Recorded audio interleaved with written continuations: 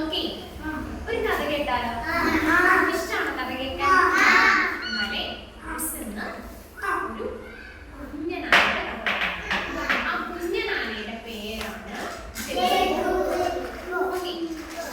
നിങ്ങളെ പോലെ കുഞ്ഞു വികൃതിയാണേ നമ്മുടെ ജഗ്വാന. നിങ്ങൾ വികൃതികളാണോ?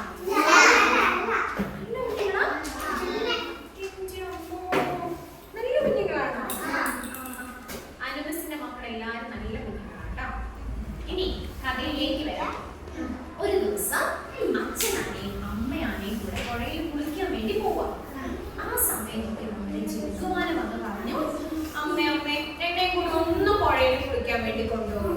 നമ്മുടെ അമ്മയാനെ പറഞ്ഞു, എടാ ജഗ്ഗു, നിന്നെ കുളിക്കാൻ കൊണ്ടുപോകാനേ നടക്കത്തില്ല.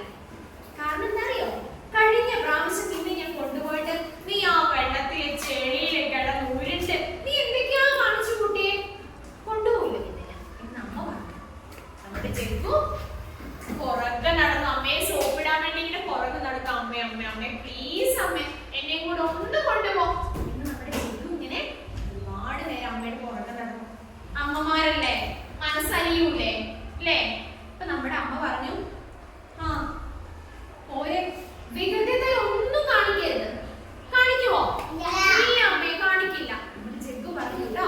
അങ്ങനെ അച്ഛനാനെയും അമ്മയാനെയും ജഗ്ഗുവാനെയും കൂടെ പുഴക്കരയിൽ കുളിക്കാൻ പോവാ. ഓക്കെ, അങ്ങനെ ആ സമയത്ത് പോകുന്ന വഴി എന്ന നമ്മുടെ ജഗ്ഗുവിന്റെ വികൃതി പണി എന്തൊക്കെയാണെന്നറിയോ?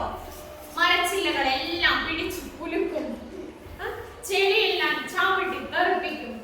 ഇതൊക്കെയാണ് നമ്മുടെ ജഗ്ഗുവിന്റെ വികൃതി തരങ്ങൾ. ഓക്കെ, അങ്ങനെ പുഴക്കരയിൽ എത്തിയിട്ട് ജഗ്ഗുവാൻ എന്ത് ചെയ്തു? നല്ല സുഖമായിട്ട് പുഴയിൽ ഇങ്ങനെ കുളിക്കാൻ തുടങ്ങി.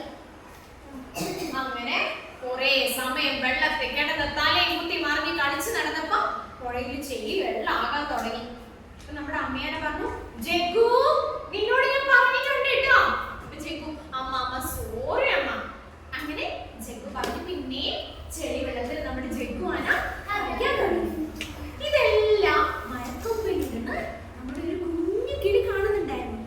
കുഞ്ഞിക്കിളിക്ക് ജഗ്ഗുവാനേന്റെ കളികൾ കണ്ടപ്പോ അവനോട് കൂട്ടുകൂടാൻ കൊതിയായി. നമ്മുടെ കുഞ്ഞിക്കിളി പറന്ന് വന്നിട്ട് ജഗ്ഗുവാനയുടെ തുമ്പിക്കൈയിലിരുന്നു.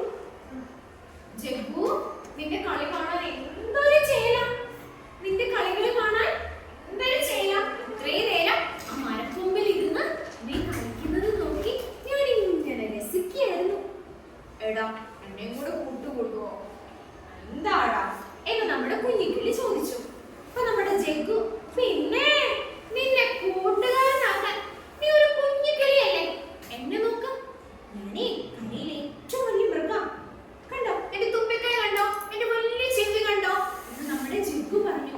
അപ്പൊ നമ്മുടെ കുഞ്ഞിക്കിളി, ആണോ അങ്ങനെയാണോ, എന്നാലോ ഓക്കെ ഞാൻ പോയേക്കുവാ എന്ന് കുഞ്ഞിക്കിളി പറഞ്ഞു. അങ്ങനെ ദിവസങ്ങൾ ഇങ്ങനെ കടന്നുപോയി. ഒരു ദിവസം അച്ഛനമ്മയും അമ്മയാണെയും കൂടി ദൂരെ ഒരു സ്ഥലത്ത് പോവാ. അപ്പൊ ജഗ്ഗുവാനെ വിളിച്ചു പറഞ്ഞു, ജഗ്ഗു അമ്മയും അച്ഛനും ദൂരെ ഒരു സ്ഥലത്ത് പോവാ, നീ പുറത്തേക്കൊന്നും ഇറങ്ങിയേക്കല്ലേ കേട്ടോ. അപ്പൊ നമ്മുടെ ജഗ്ഗു പറഞ്ഞു, ശരി അമ്മേ എന്ന് നമ്മുടെ ജഗ്ഗു സമ്മതിച്ചു. അച്ഛനാനെയും അമ്മയാനെയും പുറത്തു പോയ പക്കം നോക്കി നമ്മുടെ ജഗ്ഗു പമ്മി വന്നു. ആരുമില്ല. അടുത്ത കാട്ടിൽ പോയിട്ടേ വാഴപ്പഴമുണ്ട്, കരിമ്പുണ്ട്, മൊത്തം നിന്ന് എന്റെ കുമ്പെ ഒന്ന് നിറയ്ക്കണം എന്ന് നമ്മുടെ ജഗ്ഗു വിചാരിച്ചു.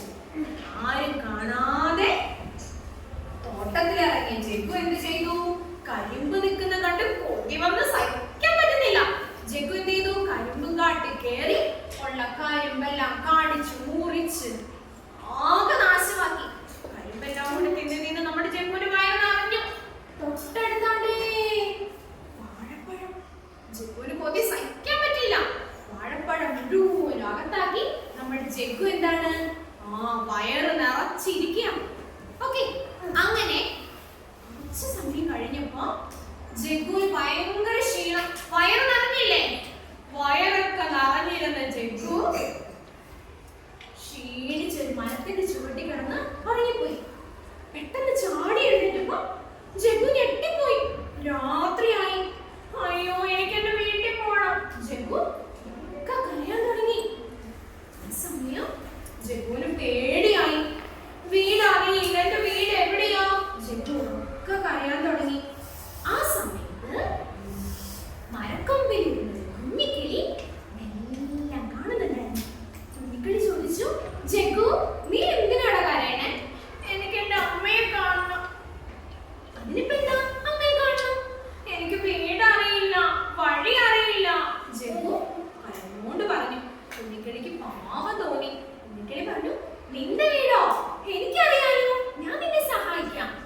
കുഞ്ഞിക്കിളി എന്ത് ചെയ്തു? പറന്നേ പോയി. നമ്മുടെ ജഗ്ഗുവാന കരഞ്ഞുകൊണ്ട് സങ്കടത്തോടെ നമ്മുടെ കുഞ്ഞിക്കിളിയുടെ പുറകെ ചെന്നു.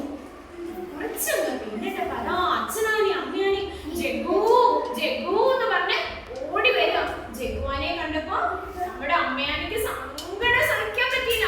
ഓടി വന്ന് ജഗ്ഗുവിനെ കെട്ടിപ്പിടിച്ചു. എന്റെ ജഗ്ഗു, നീ എവിടെയായിരുന്നു? ഞാൻ നിന്നെ കാണാതെ സങ്കടപ്പെട്ടിരിക്കുകയായിരുന്നു. നമ്മുടെ ജഗ്ഗുവാന പറഞ്ഞു, അമ്മേ എന്നോട് ക്ഷമിക്കമ്മേ, അമ്മ പറഞ്ഞത് ഞാൻ അനുസരിച്ചില്ല. പിന്നെ എന്റെ പുതിയ കൂട്ടുകാരനാരെന്നറിയോ? ഈ കുഞ്ഞിക്കിളിയാ. അത് കണ്ടപ്പോ കുഞ്ഞിക്കിളിക്ക് സന്തോഷായി. പിന്നീട് നല്ല ചങ്ങാതിമാരായി ഒരുപാട് നാള് ആ കാട്ടില് താമസിച്ചു. കഥ ഇഷ്ടായോ?